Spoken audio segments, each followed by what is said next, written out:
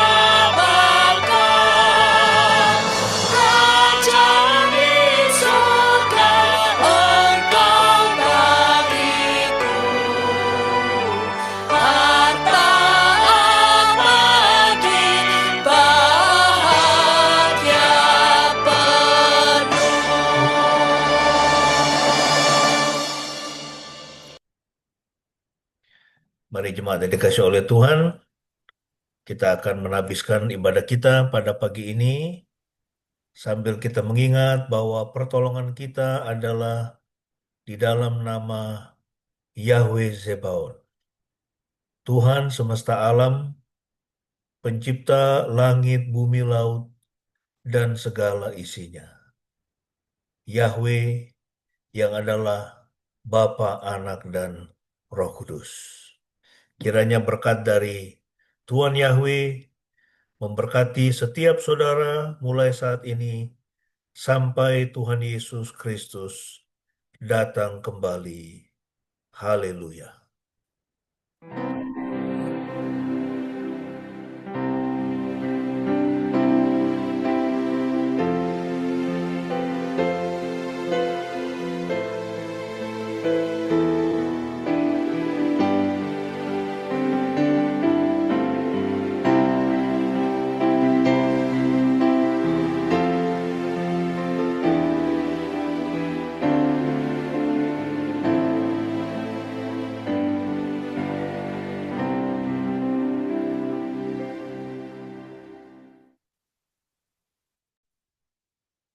Haleluya, amin.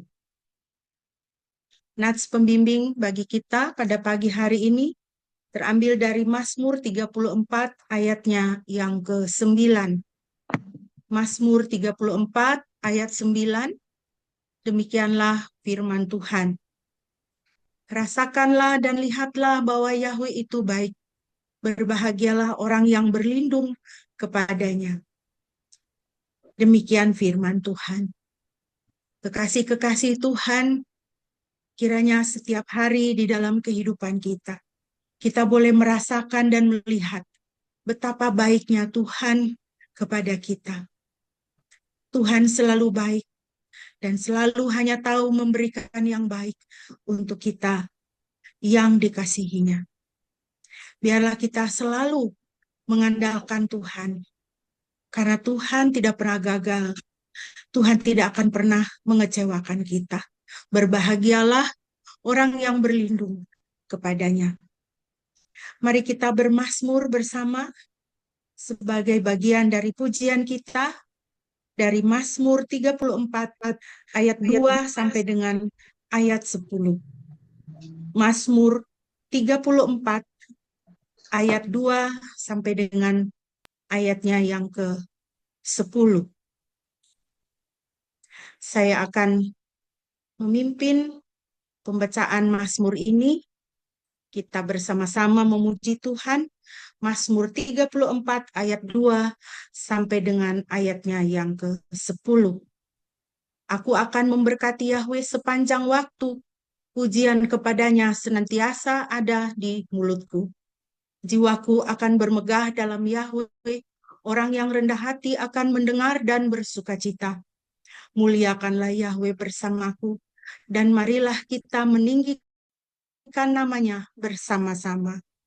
Aku mencari Yahweh dan Dia menjawab aku dan membebaskan aku dari segala ketakutanku.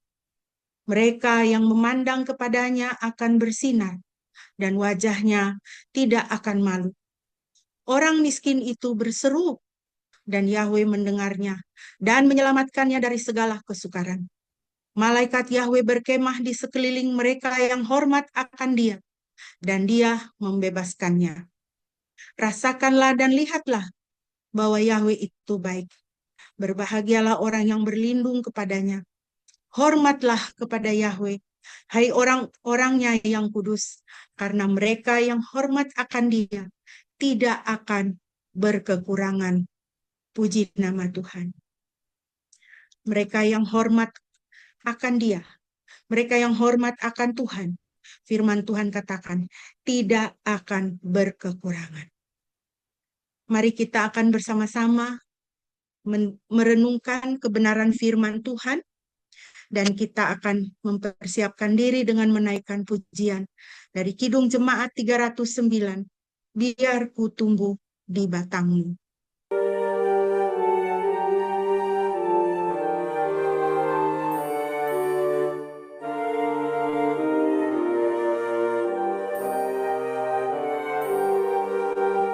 Biar ku tumbuh di batangmu, ya pokok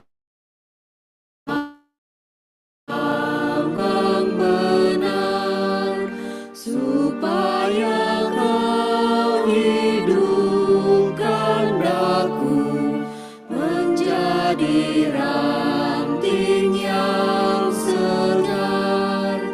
Jika Engkau beri berkat, aku berbuah yang lebat.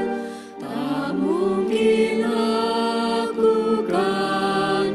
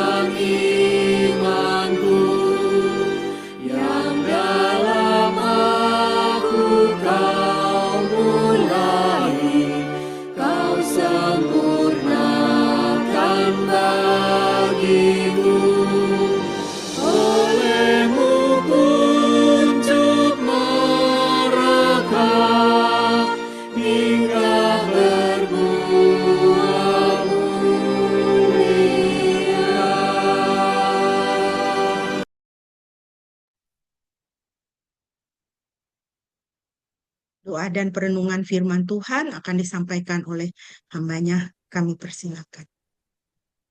Mari jemaat dikasih oleh Tuhan, kita bersatu dalam doa. Kami kembali menghampiri tahta kasih karunia Tuhan. Terima kasih buat hari Sabat, hari perhentian yang Kau beri bagi setiap kami.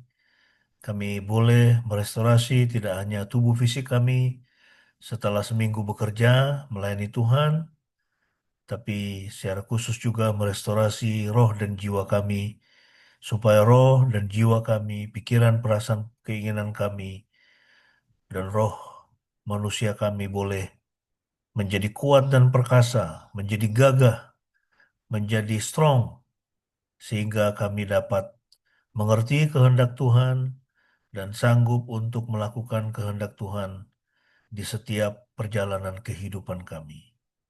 Berfirmanlah ya Tuhan, kami anak-anak-Mu sedia mendengar, berkati kami semua dalam nama Tuhan Yesus. Kami berdoa. Amin. Ya, salam jemaat yang dikasih oleh Tuhan. Selamat hari Minggu. Saya percaya semua Anda dalam keadaan yang baik, ya, dan tetap semangat di dalam mengiring Tuhan, oleh karena Tuhan baik dan setia kepada setiap kita. Ya, pada pagi ini kita akan eh, bersama-sama merenungkan, ya, meneruskan pembahasan kita dari Kisah Para Rasul, dan kita sudah, maaf saat ini, dan pada pagi ini kita sudah tiba pada pembahasan Kisah Rasul pasal yang ke-19, ya, ayat yang ke-21 sampai 41. Ya, mudah-mudahan suara saya terdengar dengan baik, ya, karena di Kupang ini internetnya tidak terlalu bagus, ya, sering hilang-hilang begitu, ya, tapi mudah-mudahan Anda bisa mengikuti dengan baik. Dan topik kita pada pagi ini yaitu Injil yang menjungkir balikan dunia. Ya, dimanapun Injil diberitakan, dia akan menimbulkan kehebohan, ya, dia akan menjungkir balikan dunia. Kenapa? Karena setan tidak senang, ya. Dosa itu tidak senang ketika dosa itu diterangi dengan Injil dari Tuhan Yesus Kristus. Kita akan melihat teks kita dari Kisah Rasul pasal 19 ayat 21 sampai 41, dan ini masih berkenaan dengan perjalanan misi yang ketiga, ya, dari Rasul Paulus dan teman-teman seperjalanannya, bagaimana mereka menginjili tidak hanya di Yerusalem, ya, di Yudea, di Galilea, tetapi mereka sampai ke, ya, Asia, bahkan sampai ke Eropa. Ya, Makedonia itu ada di Eropa, ya, Makedonia, Yunani, Roma itu semua ada di benua Eropa, tapi juga ada Efesus, Laodikia dan sebagainya itu ada di, ya, itu pertemuan antara Asia dan Eropa, ya. Jadi perjalanan misi yang sangat panjang, ya, dari hamba Tuhan ini Rasul Paulus dan sahabat-sahabatnya. Nah, kalau kita melihat dalam teks kita, ya, Kisah Rasul pasal 19 ayat 21 itu, ya, di situ kita melihat bagaimana ada oposisi, ya, itu perlawanan dari para penyembah berhala. Ya, kaum penyembah berhala itu tidak senang ketika Injil diberitakan, ya, membawa orang datang kepada Kristus, iman kepada Kristus, ya, sehingga ada perlawanan, ya. Nah, di dalam bagian ini kita melihat, ya, bagaimana kekuatan Injil yang mengubahkan, ya, hidup manusia, ya, pemikiran manusia itu, ya, mau tidak mau atau suka tidak suka akan menghadapi perlawanan, ya, dari penyembahan kepada dewa-dewa palsu dan sistem yang duniawi. Ya, ketika Injil diberitakan, iblis tidak senang. Iblis yang selama ratusan bahkan ribuan tahun, ya, menanamkan dalam pikiran manusia untuk menyembah selain, ya, dari Yesus Kristus yang ada, eh, yang sudah turun ke dalam dunia, atau selain Yahweh yang sudah datang di dalam pribadi Tuhan Yesus Kristus, ya. Jadi setan itu akan dia menggerakkan, ya, itu berbagai itu sarana yang sudah pernah dia bangun, ya, termasuk teologi, ideologi agama-agama palsu, ya, untuk apa? Untuk menyerang kekristenan, ya, untuk menyerang Injil, ya, untuk menafikan Injil, ya. Dan itu terjadi bukan hanya, ya, di Makedonia, bukan hanya di Asia maupun di Eropa pada waktu itu, ya, tetapi di seluruh dunia di mana Injil diberitakan, maka akan menghadapi perlawanan yang sangat keras, ya, dari para penyembah berhala, ya. Nah, ini saudara. Nah, nah, kita melihat di dalam bagian ini, ya, bagaimana kemajuan Injil, ya, kemajuan Injil itu, ya, memicu pertentangan. Ya, jadi kemajuan Injil memicu pertentangan. Ya, kita akan membaca bagian ini. Ya, saya akan bacakan untuk kita semua. Ya, dikatakan sesudah semuanya itu, ya, Paulus sebelumnya kita sudah membahas, ya, mengenai anak-anak Skewa. Ya, bagaimana anak-anak Skewa itu mereka mencoba mengusir setan, ya, tetapi, ya, itu mereka karena tidak punya hubungan pribadi dengan Kristus, mereka mengatakan, ya, di dalam nama Yesus yang diberitakan oleh Paulus, tapi mereka sendiri tidak mengenal, ya, tidak punya hubungan pribadi dengan Yesus, sehingga setan itu kemudian, ya, menelanjangi, menyerang, membuat mereka, ya, lari tunggang langgang, ya, dengan luka-luka di sana sini, ya. Nah, jadi sebelum teks ini kita sudah diingatkan pentingnya kita memiliki hubungan pribadi dengan Kristus, ya. Nah, lalu kemudian ayat 21, ya, kita baca. Sesudah semuanya itu, Paulus berencana setelah melintasi Makedonia dan Akaya, ia akan ke Yerusalem. Ya, jadi perjalanan yang panjang ini, ya, ke Yerusalem. Dia mau kembali ke Yerusalem, ya, setelah beberapa tahun dia melayani di Asia Kecil dan di Eropa. Bahkan katanya, sesudah aku tiba di sana, aku harus mengunjungi Roma juga.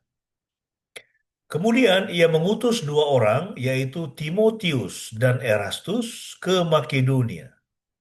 Dan ia sendiri tinggal beberapa waktu di Asia. Pada saat itu terjadilah huru-hara besar mengenai jalan Tuhan. Ya, terjadilah huru-hara mengenai jalan Tuhan. Yaitu apa? Ada seorang bernama Demetrius.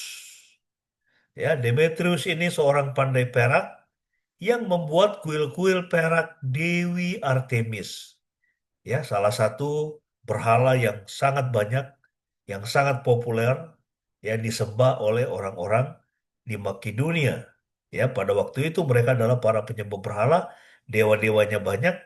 Nah, dan salah satu yang terkenal itu adalah Dewi Artemis. Ya. Nah, jadi Demetrius itu seorang pandai perak membuat kuil-kuil perak Dewi Artemis. Anda bisa bayangkan, ya, kuilnya begitu megah dan begitu mahal, ya, karena dibangun dengan kuil dengan perak, ya, bahan perak. Anda bisa bayangkan itu, ya, berapa banyak itu, ya, mungkin bisa puluhan bahkan ratusan juta dolar itu bisa dihabiskan untuk membangun satu tempel Dewi Artemis yang sangat megah.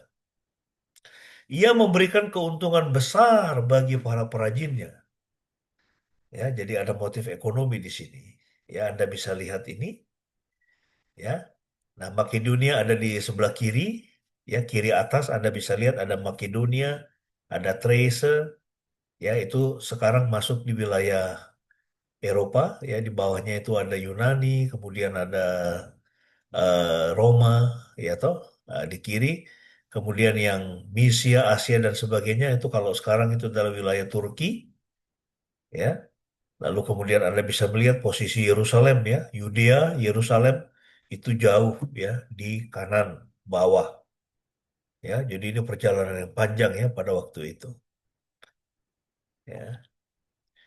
Nah, sekarang kita lihat selanjutnya Ayat 25. Dia mengumpulkan para perajinnya dan para perajin dari tempat lainnya. Lalu berkata, saudara-saudara, kamu tahu bahwa kemakmuran kita berasal dari usaha ini. Ya, Demetrius, ya dia seorang apa namanya pemborong ya, katakanlah dia seorang kontraktor besar ini. Dan dia punya banyak perajin, dia punya banyak karyawan. Kemudian dia menghasut. Ya, dia berkata, saudara-saudara kamu tahu bahwa kemakmuran kita berasal dari hasil usaha ini. Kamu juga melihat dan mendengar bahwa bukan saja di Efesus, tetapi hampir di seluruh Asia, Paulus telah menyesatkan dan membujuk banyak orang dengan mengatakan bahwa bukanlah Elohim jika mereka dibuat oleh tangan manusia. Ya, Paulus telah menyesatkan dan membujuk banyak orang dengan mengatakan bahwa bukanlah Elohim jika mereka dibuat oleh tangan manusia. Maka bahayanya adalah bukan hanya usaha kita akan diremehkan. Ya, mereka akan kehilangan pelanggan, berarti kehilangan uang kan? Ya, tetapi juga kuil Dewi Artemis yang agung. Ya, jadi dia berusaha menutupi ya kepentingan ekonomi itu dengan bahasa rohani. Dia bilang, ini kuil Dewi Artemis yang agung juga akan diremehkan. Ya, padahal Dewi Artemis itu disembah oleh seluruh Asia dan penduduk dunia dan itu akan dihina dan kebesarannya pun akan lenyap. Jadi Anda bisa bayangkan ya, orang kalau sudah namanya motif ekonomi, dia bisa melakukan apapun. Ya kan, kemarin itu yang kerusuhan Agustus September itu, ya sampai gedung DPR di Makassar di mana-mana dibakar, kantor polisi dibakar, pos-pos polisi dibakar, terjadi kerusuhan. Ya, itu motifnya apa? Ekonomi. Ya, jadi bahaya sekali ya kalau orang sudah kepentingan ekonomi itu berarti kepentingan perut. Itu sudah masalah hidup mati. Ya, manusia bisa melakukan apapun juga. Ya, orang bisa menghalalkan segala cara. Ya, kalau sudah kepentingan ekonomi. Ya, nah saudara kita mesti mewaspadai bahwa ada orang yang memiliki motivasi yang salah, ya, sehingga berusaha membangun rumah ibadah yang mewah dan megah. Ya, bukan hanya di di luar di luar kekristenan, di dalam kekristenan itu banyak sekali. Ya, dulu waktu gempa di Palu, ya, saya selama 1 minggu ya menginvestigasi gereja-gereja, banyak sekali gereja-gereja, ada ratusan gereja-gereja yang hancur. Dan ya, saya mengunjungi satu gereja yang sangat megah yang hancur di daerah Kulawi, itu daerah apa? Itu wilayah Kristen, ya. Sigi Kulawi itu daerah Kristen dan itu majelis ya yang saya temui dia bilang, ya Tuhan menegur kami karena kami selama ini membangga-banggakan gedung. Jadi mereka berlomba-lomba membangun gedung-gedung dengan menara yang tinggi, membangun gedung-gedung terbaik, dan mereka saling berkompetisi antar gereja, antar jemaat. Ya, jadi sebetulnya walaupun ya bahasanya itu bahasa rohani, kita ingin memuliakan Tuhan dengan gedung yang ini, yang indah ini, kita ingin memuliakan Tuhan, tapi sebetulnya motivasinya adalah untuk memuliakan dirinya. Dan juga untuk apa? Untuk mendapatkan keuntungan materi. Ya, kemudian gereja-gereja ya itu mengajak orang datang ke gerejanya berjemaat ya dan banyak terjadi kompetisi di mana yang diperebutkan itu adalah sesama orang Kristen. Ya, bukannya mencari jiwa-jiwa yang baru yang belum mengenal Kristus. Ya, jadi terjadi itu kompetisi. Ya, motivasinya salah. Motivasinya adalah untuk kemegahan diri sendiri dan juga untuk mendapatkan keuntungan materi. Ya, Anda bisa kalau Anda eh, apa namanya itu pemikirannya cukup terlatih, Anda bisa tahu ya kalau pendeta misalnya atau gereja tertentu misalnya, ya Anda mendengar pendeta berkhotbah, tiap saat dia berkhotbah soal soal persembahan, soal persepuluhan, soal memberi. Ya memang jemaat harus memberi kepada Tuhan. Ya, nah tetapi hati-hati ya, itu motivasinya apa? Ya, Tuhan tidak mau kita membangun ya kemegahan, ya baik itu sinode maupun gereja kita sendiri dan juga nama kita sendiri. Ya, itu tidak penting. Yang penting adalah nama Tuhan harus dimuliakan. Ya, nah Anda bisa lihat ini. Ya, kuil Dewi Artemis di Efesus. Ini kuil yang sangat megah. Ya, ribuan orang bisa masuk beribadah di satu kompleks yang sangat besar. Sampai sekarang masih ada peninggalannya. Ya, dan luar biasa, saudara. Ya, mereka bangun dengan sangat megah. Ya, jadi Anda bisa bayangkan ya, ini mereka adalah para penyembah berhala. Lalu kemudian ada orang-orang sederhana seperti Petrus dan teman-temannya, Timotius dan sebagainya. Kemudian datang dan memperkenalkan Elohim yang tidak ada gambar, tidak ada ya, itu patungnya. Tuhan yang tidak ada patungnya. Ya, itu bagi para penyembah berhala itu suatu keanehan. Ya, apalagi kemudian Paulus ya dan teman-temannya itu mengatakan bahwa ya Tuhan itu dia tidak tinggal di dalam gedung.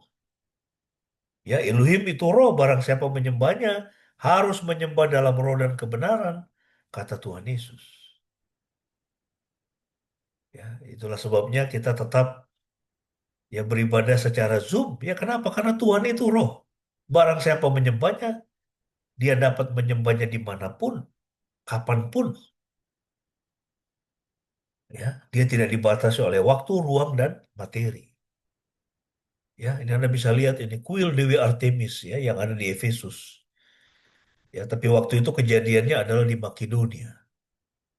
Ya, jadi ini adalah satu bentuk penyembahan berhala yang sangat populer ya pada masa Paulus. Ya, ini adalah patung Dewi Artemis ya yang masih kemudian ditemukan ya oleh para arkeolog ya dan didisplay di berbagai museum yang ada di dunia. Ya. Nah, siapakah Dewi Artemis? Ya, Dewi Artemis adalah dewi perburuan,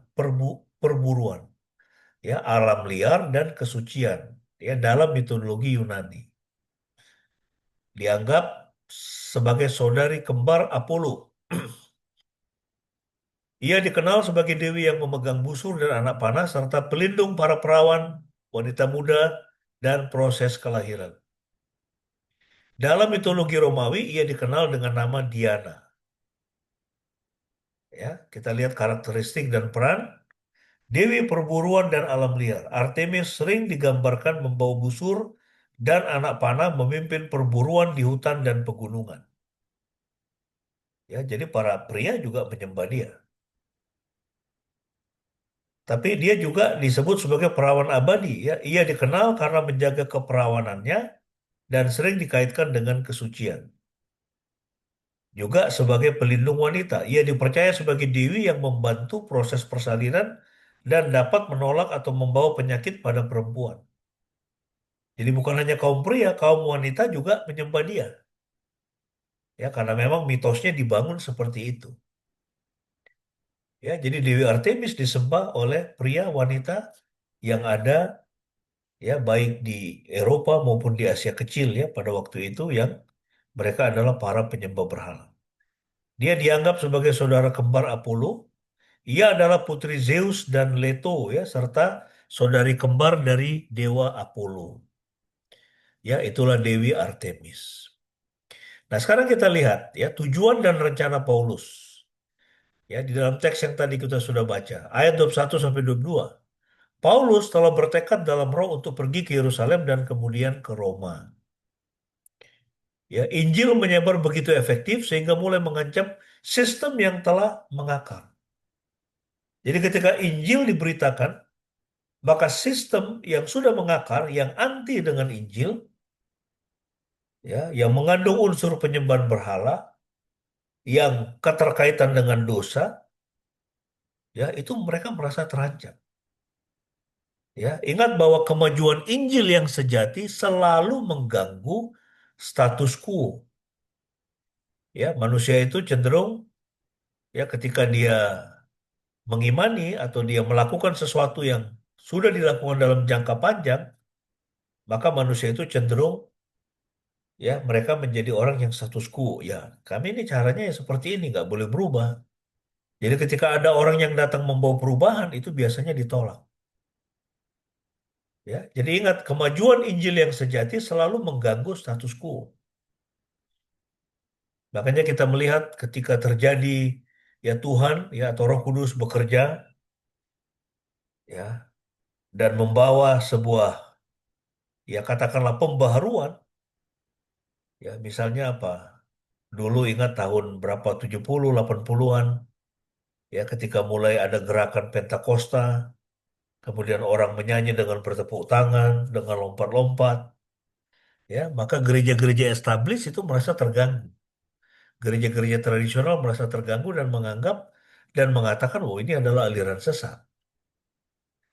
Lalu kemudian ada era bahasa roh lah, ya, gereja-gereja karismatik dan sebagainya.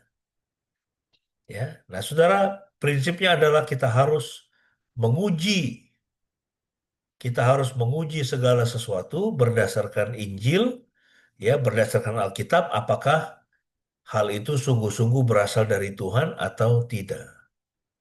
Ya, nah jadi kita jangan menganggap bahwa tradisi-tradisi kita yang selama ini kita lakukan ya itu pasti adalah sebuah kebenaran yang tidak boleh diubah. Ya, bisa aja dalam satu waktu Tuhan hadir dan Tuhan menyatakan ada hal-hal yang perlu kita rubah ya dalam praktek-praktek baik peribadatan ya maupun dalam praktek hidup keseharian kita. Ya. Nah, jadi kemajuan Injil yang sejati selalu mengganggu ya status quo ya padahal manusia itu cenderung mereka itu ya memegang status quo. Ya, tapi kita tidak ya, kita harus selalu terbuka ya kalau Tuhan menyatakan sesuatu yang baru. Nah, kita lihat bagaimana reaksi Demetrius dan para pengrajin. Ayat 23 sampai 27. Mata pencarian mereka bergantung pada pembuatan berhala. Tadi ya kita lihat kuil perak Artemis. Ya, luar biasa ini kontraktor besar ini. Ya, bukan sembarang kontraktor, dia bukan bangun yang kecil-kecil. Dia bangun yang besar ya, misalnya Anda pergi ke Mekah, itu bangunan-bangunan di sekitar Ka'bah itu bangunan-bangunan raksasa, ya hotel dan sebagainya. Masjid yang sangat megah. Anda pergi ke Jakarta ada Istiqlal, ada katedral, ya ya itu bukan kontraktor kecil, ya kontraktor biasa yang membangunnya. Ya itu pasti kontraktor besar. Mereka menyamarkan keserakahan sebagai semangat keagamaan. Ya, mereka itu sebetulnya serakah. Dia sudah sangat kaya sebetulnya. Ya, tetapi dia mulai merasa bahwa wah ini bahaya nih, bisa terganggu nih penghasilan saya ini. Ya, dia mengklaim peduli terhadap kehormatan Artemis. Nah, apa poin kuncinya? Poin kuncinya di sini ketika Injil menantang berhala, mereka yang mendapatkan keuntungan darinya akan protes. Ya, itulah sebabnya mengapa orang Farisi dan ya apa orang-orang Saduki, orang-orang Farisi, kemudian para imam, ya orang-orang Yahudi itu mereka melawan Yesus, menantang Yesus. Kenapa? Karena Tuhan Yesus itu banyak pengikutnya. Artinya ketika Yesus banyak pengikutnya, pasti juga mereka memberikan persembahan kan kepada Jesus Ministry. Pasti. Ya, Jesus Ministry itu uangnya pasti banyak, sangat banyak. Ya, makanya Yudas itu kan dia punya kebiasaan apa? Dia mencuri ya. Dia mencuri uang dari perbendarahan Jesus Ministry itu. Ya, bahkan sampai ada perempuan itu kan yang dia mengurapi ya, mengurapi Yesus kakinya ya dengan minyak narwastu yang sangat mahal seharga 300 dinar. Ya, 300 dinar, saudara. Itu hampir gaji orang 1 tahun. Ya, jadi ketika Injil menantang berhala, mereka yang mendapatkan keuntungan darinya akan protes. Nah, saudara, pertanyaan untuk kita renungkan. Ya, apa berhala modern yang diancam oleh Injil saat ini? Ya, berhala modern kita itu apa? Uang. Ya, ada orang yang hidupnya cinta uang. Ya, ingat, kamu bisa pakai uang itu selama kamu hidup. Hidup kita paling berapa? 70, 80. Ya, di atas 70 itu udah bonus. Di atas 80, itu bonusnya udah banyak banget ya. Apalagi sampai 90. Di atas 90 itu bonus.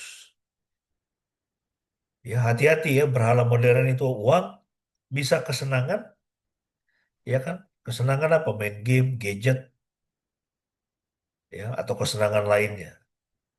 Bisa juga nasionalisme, ya, menjadi berhala modern.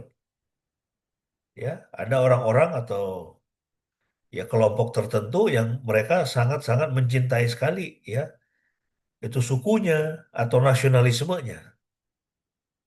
Ya, sehingga bisa melakukan apapun ya kalau merasa bahwa nasionalismenya terganggu atau sukunya diganggu. Ya, ingat bahwa kita ini semua adalah penduduk surga. Gak peduli kita ini suku apa, ya kita punya berdarah apa, ya hidup di dunia ini sementara, ya kita dilahirkan sebagai orang dari suku yang berbeda-beda, ada orang Rote, ada Chinese, ada Batak, ya kan, ada Jawa, macam-macam, ya. Nah, tetapi itu tidak boleh berada di atas ya daripada kenyataan bahwa kita ini adalah penduduk surga. Kita ini adalah anak-anak Tuhan. Ya, kita ini adalah anak-anak Tuhan. Kita ini adalah warga negara kerajaan surga. Jadi nasionalisme tertinggi itu adalah ya bahwa kita ini adalah penduduk surga. DNA kita itu DNA dari Kristus, dari Tuhan sendiri. Ya, itu yang harus menjadi kebanggaan kita yang terutama. Ya, atau orang menjadikan dirinya ya sebagai berhala modern. Ya, orang begitu proud dengan dirinya, orang begitu proud dengan pencapaiannya. Ya, nah saudara, kita harus bangga karena kita sudah menjadi anak Tuhan. Kita harus bangga karena keselamatan kita dijamin oleh Kristus. Ya, kita harus bangga karena sebagai anak-anak Tuhan, Tuhan mau kita menjadi berkat bagi orang lain. Hilang ya?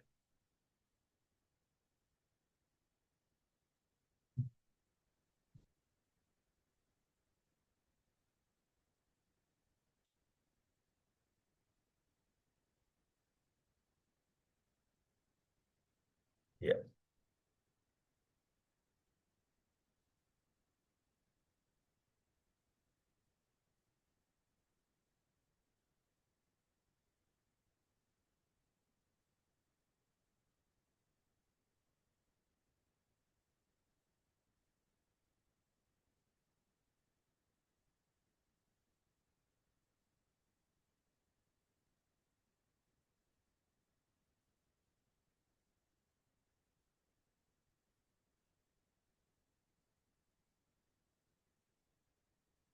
sudah? Aku yang bilang sekarang. Oke. Baik, saya teruskan ya. Tadi sempat hilang katanya.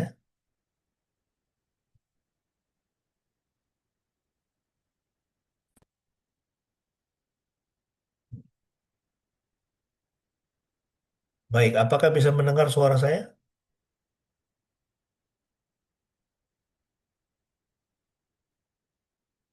Bisa. Oke ya, baik. Kita teruskan. Nah, nanti tolong disampaikan saja kalau suara hilang nanti saya ganti ininya eh, internetnya ke Indosat. Nah, oke kita teruskan saudara. Nah, jadi intinya adalah bahwa sistem dunia itu membela berhala-berhala mereka ya. Jadi Sistem dunia itu membela berhala-berhala mereka. Kita lihat ayat 28 sampai 29. Ya. Jadi ada teriakan emosional ya atas kebenaran rasional. Ya, teriakan emosional atas kebenaran rasional. Yang disampaikan oleh Paulus itu ya dan teman-temannya adalah sebuah kebenaran yang rasional. Ya, itu adalah kebenaran rasional. Ya, bahwa Elohim sang pencipta tidak mungkin dia dibuat oleh tangan manusia. Sementara Dewi Artemis itu kan dibuat oleh tangan manusia. Bagaimana mungkin? Dewi Artemis itu ya dianggap sebagai pencipta atau pelindung atau pemelihara ya. Sementara dia sendiri ya tidak bisa menggerakkan tangannya, tidak bisa menggerakkan kakinya. Bagaimana bisa dikatakan dia melindungi kaum wanita, melindungi proses persalinannya? Ya, dia sendiri tidak bisa menggerakkan tangannya, menggerakkan kakinya, tidak bisa berbicara, tidak bisa melihat. Ya, karena itu adalah berhala. Ya. Nah, jadi saudara itu yang terjadi. Ayat 28, mendengar hal itu mereka sangat marah dan berteriak-teriak. Besarlah Artemis, dewi orang Efesus. Maka seluruh kota menjadi kacau balau dan mereka beramai-ramai pergi ke gedung pertunjukan. Lalu menyeret Gaius dan Aristarkus, orang-orang Makedonia, teman-teman seperjalanan Paulus. Ya, mereka menjadi sangat marah, mereka berteriak-teriak, ya, memuji-muji Artemis. Kemudian apa dikatakan? Seluruh kota Makedonia menjadi kacau balau. Ya, mereka beramai-ramai pergi ke gedung pertunjukan, lalu menyeret Gaius dan Aristarkus, orang-orang Makedonia, teman-teman seperjalanan Paulus. Ya, jadi ketika mereka mengatakan besarlah Artemis dari orang Efesus, ini adalah sebuah nyanyian untuk menggantikan argumen. Ya, kemarahan orang banyak dipicu oleh rasa takut, ya, bukan oleh akal sehat.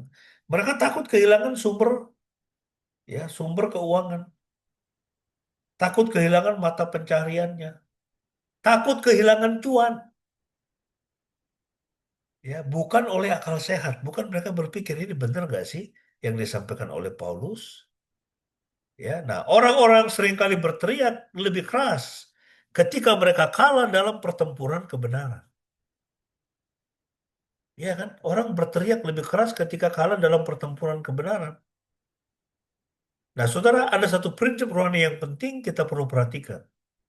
Ya, ideologi atau teologi yang benar, termasuk praktek hidup yang benar, dia tidak boleh takut menghadapi kritik. Ya, ideologi, teologi, ya termasuk cara hidup kita, praktek kehidupan kita. Kalau kita meyakini itu benar, kita tidak takut menghadapi kritik. Ya, kalau kita melakukan yang benar, kita tidak takut orang mengkritik kita. Ya, orang yang salah, orang yang tahu dia salah itu yang dia takut menghadapi kritik. Ya, berapa hari yang lalu itu ada 3 orang itu yang dan 5 yang lain katanya ditetapkan jadi tersangka kasus pencemaran nama baik Jokowi karena menuduh ijazahnya palsu. Rismon Sianipar, Dokter Tifa, sama siapa? Roy Suryo. Ya, tapi sampai sekarang itu polisi tidak bisa memperlihatkan ijazahnya dia yang asli itu mana? Nggak ada. Kok bisa dikatakan pencemaran nama baik?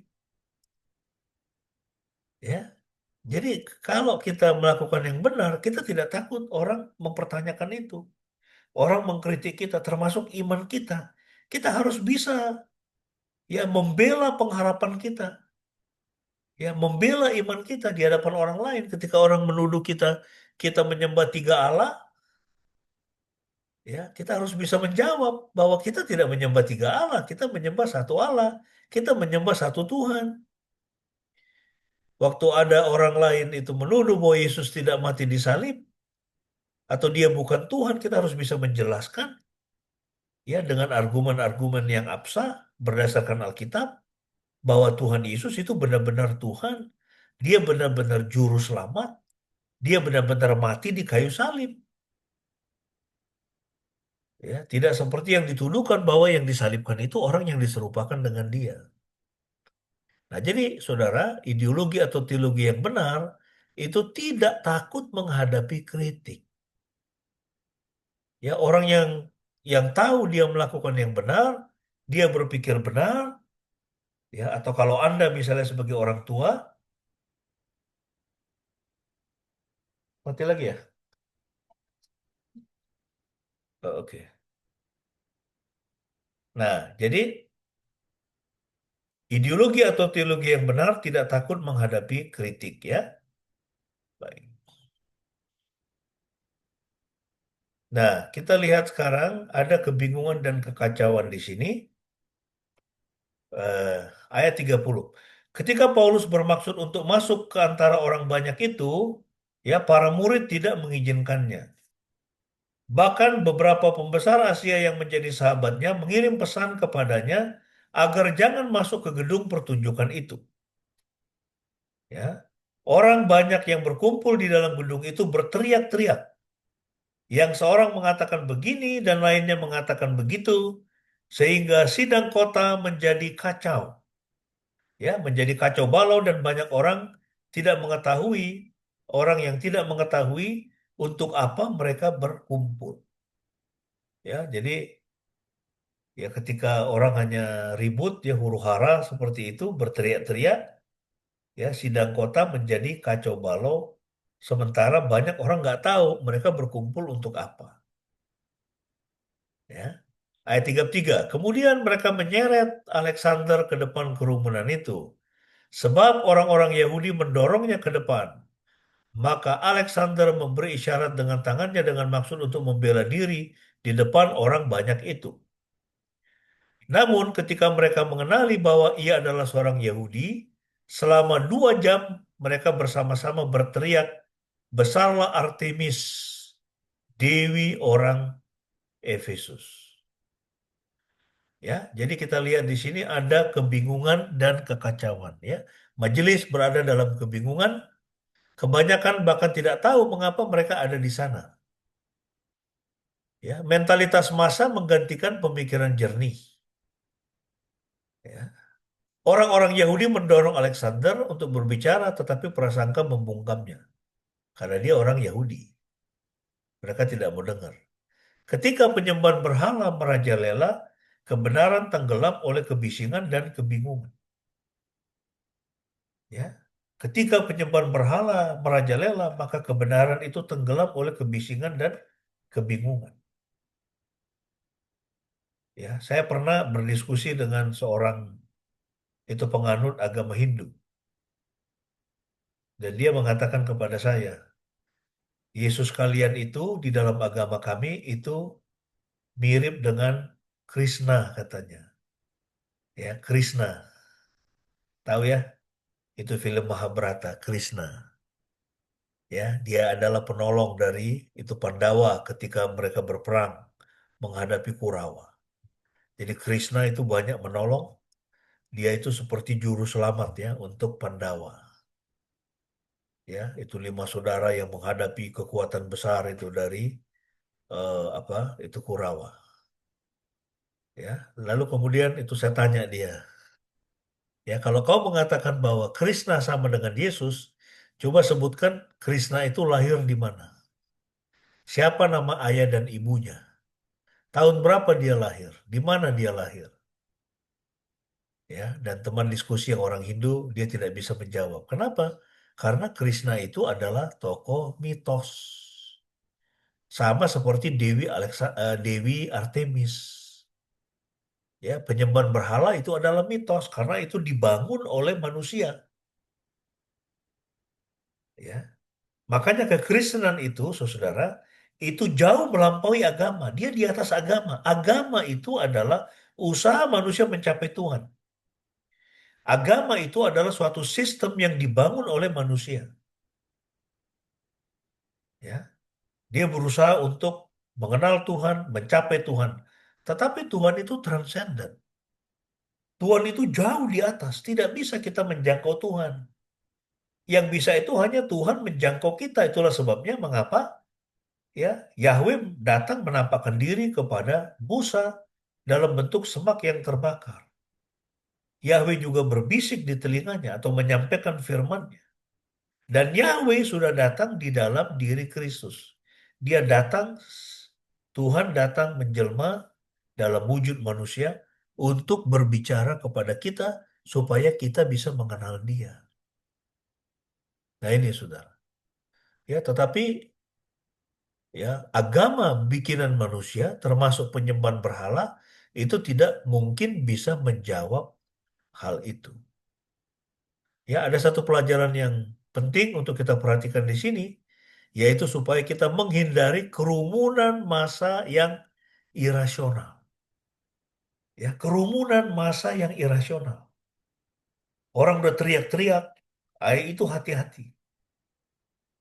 Ya, makanya dulu ini saya ingatkan dulu termasuk semua keponakan yang masih kuliah di berbagai kota, ya hindari itu kerumunan massa yang mereka sedang berkumpul demo, itu hindari karena itu bisa kacau. Dan memang kita lihat kan kacau di mana-mana.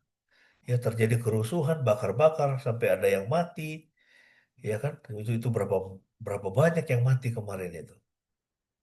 Ya, waktu terjadi demo-demo yang rusuh. Ya, nah itu saudara itu yang terjadi.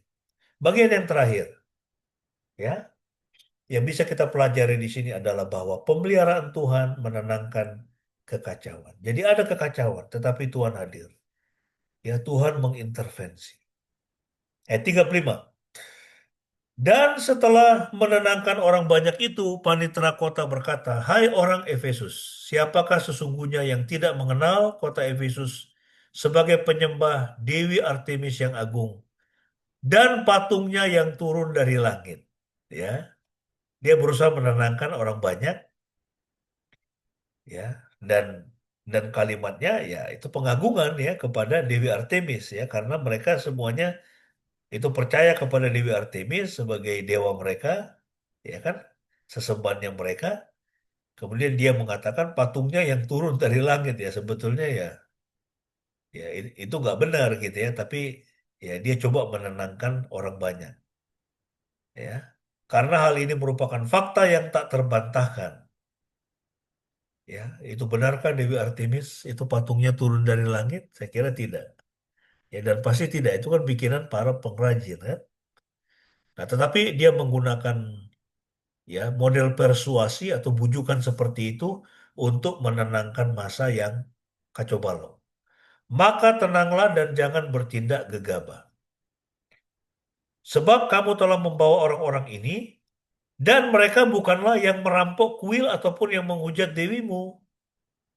Jadi ini panitera kota mengajak orang banyak yang kacau ya supaya mereka tidak menganiaya bahkan membunuh ini ya Alexander, kemudian Timotius dan temannya ya dengan mengatakan orang-orang ini mereka tidak merampok kuil kita, tidak menghujat ya itu dewi kita ya. Jadi jika Demetrius dan para perajin mempunyai pengaduan terhadap seseorang, bukankah ada sidang pengadilan dan ada gubernur? Biarlah kedua belah pihak mengajukan tuntutannya.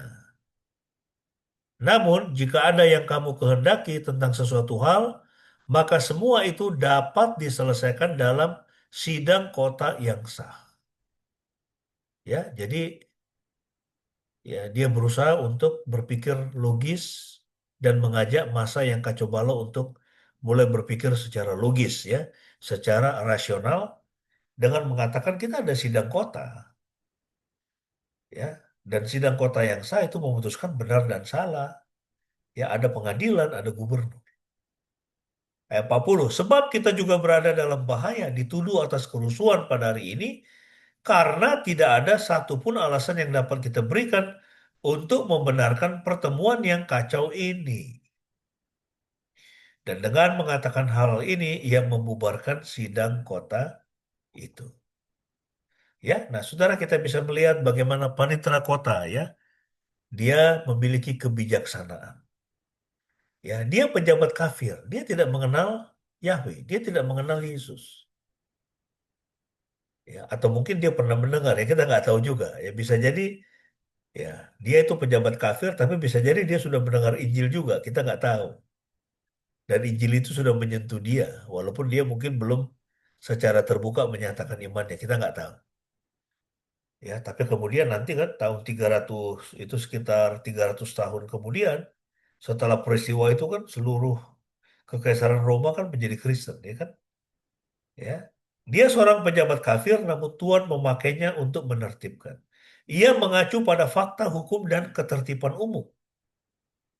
Ya. Ingat bahkan dalam pertentangan ketika ada perlawanan, ketika ada oposisi, ya ketika situasi menjadi buruk, Tuhan dapat membangkitkan suara-suara akal sehat untuk mencapai tujuannya. Ya, jadi kadang-kadang juga Tuhan memakai orang-orang tidak seiman untuk membela kepentingan gereja, kepentingan orang Kristen. Ya, karena apa? Bahkan orang-orang yang tidak beriman pun bisa jadi, dan banyak dari mereka masih menggunakan akal budi, masih menggunakan hati nuraninya. Ya, itulah hukum, hukum di dalam diri setiap orang. Ya, jadi bukan hanya apa-apa yang dikatakan oleh kitab sucinya, tetapi Tuhan taruh hukum ya di dalam batin, di dalam hati nurani kita. Ya, dan orang yang bahkan tidak pernah mendengar berita Injil, mereka akan dihakimi berdasarkan hukum Taurat yang ada di dalam batinnya, apakah dia lakukan atau tidak. Ya, jadi para penyembah berhala pun ya Tuhan masih menghargai dan Tuhan masih sanggup berbicara kepada mereka. Ya, masa bubar tanpa Paulus perlu berbicara, Elohim melindungi hamba-hambanya dan misinya. Ya, ingat Injil tidak membutuhkan kekerasan atau kuasa. Injil menaklukkan melalui kebenaran dan kedamaian. Ya, Injil tidak boleh disebarkan dengan kekerasan. Ya, kita tidak boleh memaksa orang untuk percaya kepada Yesus dan tidak bisa. Tuhan sangat menghargai kehendak bebas setiap orang. Ya, firman Tuhan mengatakan, "Pilihlah aku, maka kamu akan hidup." Ya, jangan menyembah berhala, jangan pergi ke Mesir, ya jangan menyembah dewa-dewi Mesir, jangan menyembah dewi-dewi ya itu dewa-dewi Asyur, ya jangan menyembah Dagon, Molok, Astoret dan sebagainya, Baal. Ya, pilihlah aku kata Tuhan Yahweh, maka kamu akan hidup. Nah, apa aplikasi untuk kita sebagai penutup ya? Ingat kita hidup di dunia dengan begitu banyak berhala modern. Ya, di sekitar kita ada banyak berhala-berhala modern dan manusia-manusia yang pemikirannya diikat, dikuasai oleh berhala-berhala modern. Apa yang bisa kita pelajari? Yang pertama, bersiaplah menghadapi konflik ya ketika kebenaran berhadapan dengan kebohongan. Ya, bersiap menghadapi konflik. Kita masih akan menghadapi konflik. Ya, tetapi kita harus dengan rendah hati ya berusaha untuk menolong orang-orang dunia mengenal dan memahami kebenaran. Ingat Injil masih menantang berhala. Ya, berhala apa? Kekayaan. Orang hidup sibuk cari uang, hanya mementingkan uang, bukan perkara rohani. Ketenaran, politik, dan kesenangan. Ya, Injil masih menantang berhala-berhala seperti itu. Yang ketiga, temukan motif. Ya, motif orang menentang Injil kenapa? Ya, kadang-kadang orang menggunakan bahasa rohani, seperti Demetrius. Ya, mereka menghina dewi-dewi kita, mereka menghina kuil-kuil kita. Sepertinya itu bahasa rohani. Tetapi ya dia sedang menyembunyikan kepentingan pribadi bahwa dia mulai berkurang cuannya, keuntungan materinya dari ya membangun kuil dan membuat segala macam ya berhala-berhala Artemis dan sebagainya. Yang keempat, tanggapi dengan hikmat bukan amarah. Ya, kita harus berdoa Tuhan berikan kebijaksanaan kepada kita. Yang kelima, pengendalian diri. Paulus. Ya, Paulus dia mengendalikan dirinya dan itu kontras dengan kehebohan masa. Yang keenam, percayalah pada pemeliharaan Tuhan. Dan yang terakhir, dia dapat menggunakan sarana yang tidak terduga untuk melindungi misinya. Ya, Tuhan melindungi Paulus, Timotius, orang-orang Kristen yang jumlahnya hanya segelintir ya pada waktu itu. Tidak banyak. Di Makedonia, di tengah-tengah jutaan para penyembah berhala. Ya, Tuhan masih tetap bekerja memelihara umatnya yang lemah, ya, dan dia menggunakan sarana yang tidak terduga, panitera kota. Ya, Tuhan bisa menggunakan siapa saja untuk menolong kita, ya, menolong Anda, ya, menjaga hidup Anda. Saya menutup firman ini sambil kita memperhatikan mengingat apa yang dialami saudara-saudara kita di Nigeria. Ya, 52.000 umat Kristen telah dibunuh di Nigeria oleh ekstremis Muslim, ya, ekstremis Islam Boko Haram. Ya, mengapa tidak ada yang membicarakan hal itu? Bukan hanya itu, 19.000 gereja telah dihancurkan dan jutaan umat beriman telah mengungsi dari rumah mereka oleh para ekstremis. Ya, ini yang sedang terjadi, saudara. Ya, dan Trump sudah menyampaikan bahwa dia sedang mempersiapkan, ya, itu pasukan. Kalau pemerintah Nigeria tidak melindungi umat Kristen, dia akan masuk dan dia akan membasmi, ya, Boko Haram. Ya, nah, saudara, ingat orang-orang yang tidak mengenal Kristus, para penyembah berhala, orang-orang yang tidak mengenal kebenaran, benci dengan kekristenan. Kenapa? Karena pemikiran mereka dikuasai oleh setan, ya, oleh iblis. Dan Alkitab mengatakan, Yesus mengatakan, iblis itu adalah pembunuh manusia sejak semula dan tidak hidup dalam kebenaran. Dia adalah pendusta. Ya, dia senang yang gelap-gelap. Ya, tapi firman Tuhan mengajar kita bahwa Injil itu adalah kebenaran. Injil adalah terang. Dan di mana Injil diberitakan pasti ada perlawanan. Tapi ketika Injil diberitakan, juga ada kemerdekaan, ada pembebasan dari dosa, dari kematian. Ya, biarlah kita tetap setia kepada Kristus, mengikutnya di sepanjang kehidupan kita. Amin. Tuhan Yesus memberkati. Kita akan masuk di dalam doa syafaat. Saya minta Ibu Pendeta bisa memimpin kita dalam doa syafaat.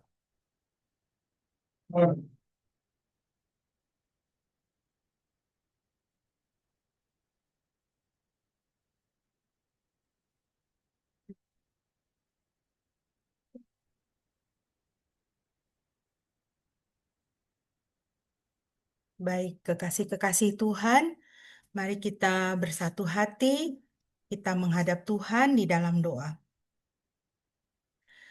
Bapa di surga, kami mengucap syukur Tuhan untuk kasih setia Tuhan di dalam kehidupan kami. Terima kasih atas perenungan firman Tuhan hari ini. Bapa, tolong kami, teguhkan hati kami, supaya kami tetap setia kepada firman Tuhan. Apapun yang harus kami hadapi, harga yang harus kami bayar untuk menjadi saksi Kristus, Tuhan berikanlah kekuatan dan lindungilah kami. Oleh karena nama-Mu yang kudus dan dahsyat, kami mengucap syukur Tuhan. Di dalam dunia ini Engkau mengatakan bahwa kami akan menghadapi banyak kesusahan, banyak permasalahan. Tetapi Tuhan Yesus berkata, jangan takut karena aku telah mengalahkan dunia ini. Oleh karena itu kami berdiri sebagai orang-orang yang menang. Oleh karena darah Kristus, kami sudah menang. Terima kasih Bapa di surga. Berkatilah jemaat-Mu pada pagi hari ini, setiap kami. Pengharapan dikuatkan. Sakit penyakit Tuhan sembuhkan. Sukacita damai sejahtera Tuhan pulihkan. Di dalam hati dan di dalam keluarga rumah tangga kami masing-masing. Biarlah Nama Yesus boleh memerintah atas setiap rumah tangga. Setiap nilai-nilai di dalam keluarga adalah nilai-nilai daripada Kristus sendiri.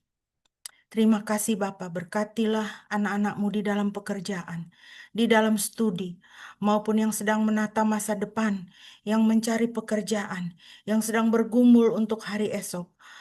Di dalam kekurangan, Tuhan, Engkau adalah sumber kecukupan kehidupan kami. Terima kasih Bapa. Kami terus berdoa untuk gereja-Mu Tuhan. Kami berdoa khususnya untuk anak-anak-Mu di Nigeria. Kiranya Tuhan, Engkau memberikan kekuatan kepada mereka di tengah-tengah penganiayaan berat yang sedang mereka alami saat ini Tuhan. Biarlah di dalam penganiayaan yang mereka alami Tuhan, justru disitulah nama Yesus boleh semakin berkibar. Dan orang boleh melihat bahwa Tuhan Yesus hidup dan Tuhan Yesus menang. Terima kasih Bapa di dalam surga. Kami terus berdoa untuk bangsa dan negara kami. Kiranya Tuhan, Engkau juga boleh memberkati para pemimpin kami. Tolong Tuhan, para pemimpin kami mulai dari Bapak Presiden sampai dengan pemimpin-pemimpin di daerah-daerah. Setiap aparat penegak hukum, setiap wakil rakyat, Tuhan, kiranya Engkau mengaruniakan hikmat dan kebijaksanaan untuk memerintah bangsa dan negara ini sesuai dengan kehendak dan arahan Tuhan. Terima kasih Bapa di dalam surga. Kami sungguh mengucap syukur. Kami juga berdoa Tuhan untuk Gekindo yang akan mengadakan persidangan sinode tahun depan. Kiranya Tuhan juga boleh memberkati, mencukupkan setiap kebutuhan dan jalannya acara. Berkati persidangan sinode yang akan dilaksanakan, sehingga pekerjaan Tuhan melalui sinode Gekindo boleh semakin diperluas dan dilebarkan. Dan melalui pelayanan Gekindo, banyak jiwa boleh dibawa kepada Kristus. Terima kasih Bapa. Inilah doa dan permohonan kami yang kami panjatkan di dalam nama Yesus Kristus Tuhan dan Juru Selamat kami yang hidup dan menang, yang telah mengajarkan kami berdoa demikian. Bapa kami yang di surga, dikuduskanlah namamu. Datanglah kerajaan-Mu, jadilah kehendak-Mu di bumi seperti di surga. Berikanlah kami pada hari ini makanan kami yang secukupnya, dan ampunilah kami akan kesalahan kami, seperti kami juga mengampuni orang yang bersalah kepada kami. Dan janganlah membawa kami ke dalam pencobaan, tetapi lepaskanlah kami daripada yang jahat, karena Engkaulah yang punya kerajaan, dan kuasa, dan kemuliaan, sampai selama-lamanya. Amin. Mari bersama-sama kita akan mengucapkan pengakuan iman rasuli. Mari kita berkata demikian. Aku percaya kepada Elohim Bapa yang Maha Kuasa, Khalik langit dan bumi, dan kepada Yesus Kristus, Putranya yang tunggal Tuhan kita, yang dikandung dari Roh Kudus, lahir dari anak darah Maria, yang menderita sengsara di bawah pemerintahan Pontius Pilatus, disalibkan, mati dan dikuburkan, turun ke dalam kerajaan maut. Pada hari yang ketiga bangkit pula dari antara orang mati, naik ke surga, duduk di sebelah kanan Elohim, Bapa yang Maha Kuasa. Dari sana ia akan datang untuk menghakimi orang yang hidup dan yang mati. Aku percaya kepada Roh Kudus, gereja yang kudus dan persekutuan orang kudus, pengampunan dosa, kebangkitan tubuh, dan hidup yang kekal. Amin. Mari kita akan mengakhiri ibadah kita pada pagi hari ini. Sebelum kita akan menerima berkat dan doa penutup, mari kita menaikkan pujian dengan sayap-Mu.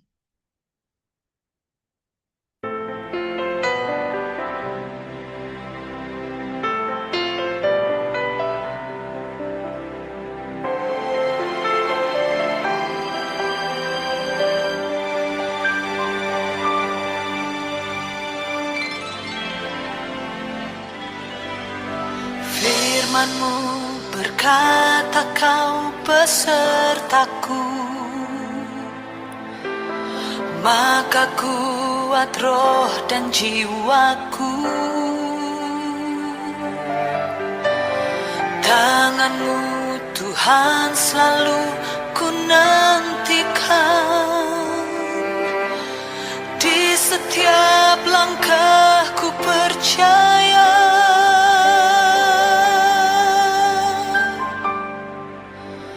dengan sayapmu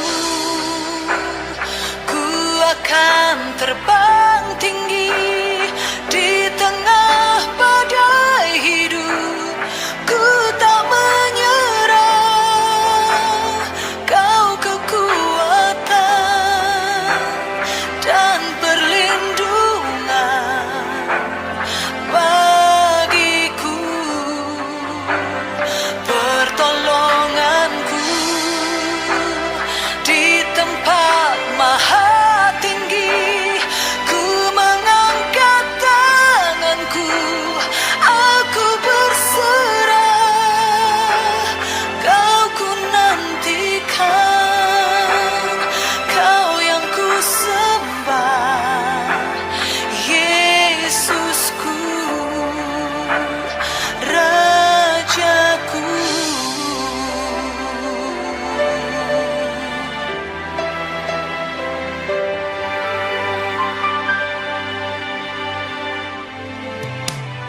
Firman-Mu berkata kau besertaku, maka kuat roh dan jiwaku. Tangan-Mu Tuhan selalu ku nantikan, di setiap langkahku percaya dengan sayap-Mu ku akan terbang tinggi di tengah badai hidup. Ku tak menyerah, kau kekuatan dan perlindungan bagiku, pertolonganku di tempat maha tinggi. Ku mengangkat tanganku, aku berserah, kau ku nantikan, kau yang ku sembah, Yesusku, Rajaku.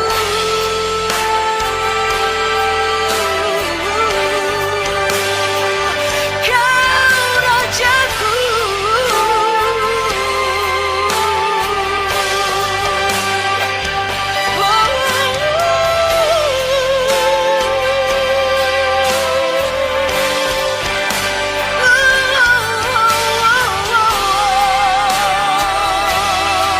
Kau ku sembah.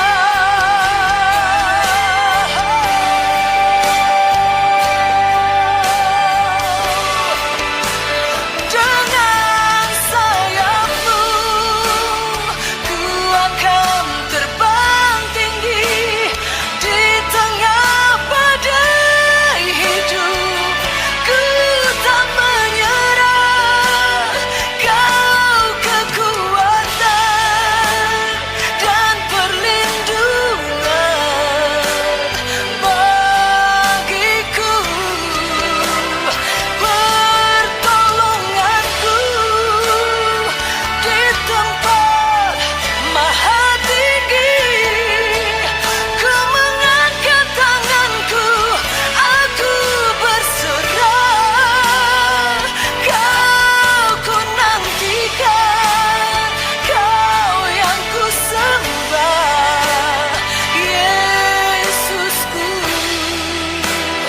Rajaku.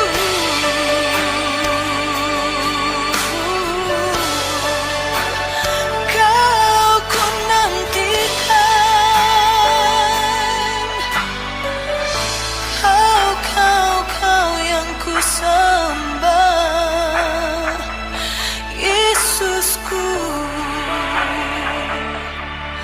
Rajaku. Selamanya ku menyembah-Mu, Tuhan.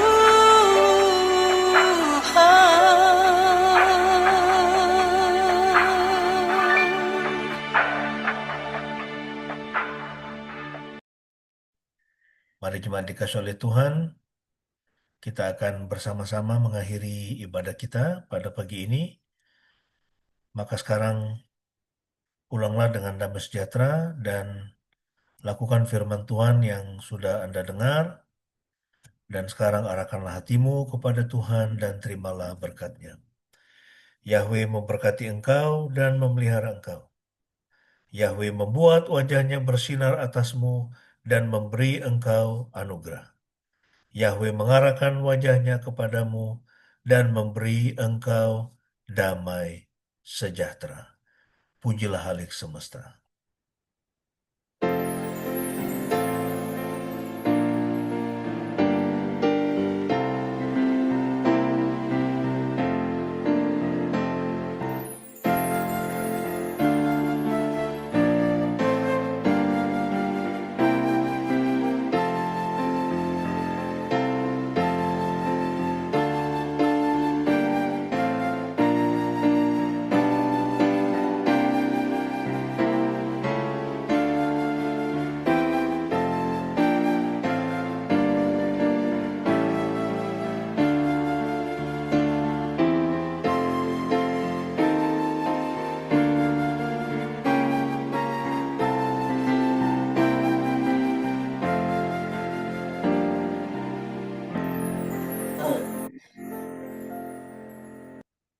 Mari jemaat kita masuk dalam saat teduh.